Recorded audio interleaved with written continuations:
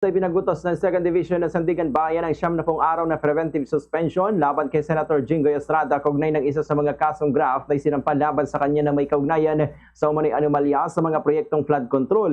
Ang naturang division na pinamumunuan ni Presiding Justice Geraldine Faith Ekong ang umahawak sa isa sa mga dalawang kasong graft na kinakaharap ni Estrada. Sa kasalukuyan nakadetine ang senador sa New Quezon City Jail sa Payatas. Sa kanya isinumiteng komento sa hukuman, iginit ni Estrada na hindi siya dapat masailalim sa preventive suspension dahil sa hindi pa umano siya nabibigyan ng ganap na pagkakataon upang questionin ang naging proseso ng paunang investigasyon na isinagawa ng Office of the Ombudsman at Department of Justice.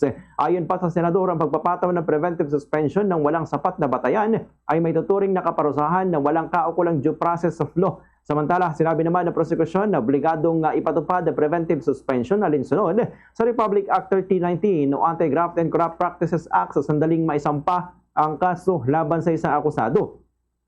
Iginit din ng prosekusyon na nabigyan na si Estrada ng sapat na pagkakataon upang questionin ang visa ng kaso laban sa kanya sa isinagawang pagdinig noong June 4 na nagsilbi rin bilang pre-suspension hearing. Sa 7 pahina ng resolusyon ng Sandigan Bayan, sinabi ng hukuman na ang naturang pagdinig ay itinakda upang resolbahin ang mosyon ni Estrada na humihiling na ibasura ang kaso laban sa kanya. Ayon sa korte, kapwa nabigyan ng pagkakataon ng kampo ni Estrada at ang prosecution na ihayag ang kanilang mga argumento sa pagdinig. Bukod dito, nagsumite rin ang depensa na nakasulat na mosyon na nagbigay daan naman upang lubos sa mailahan ng senador ang kanyang panig.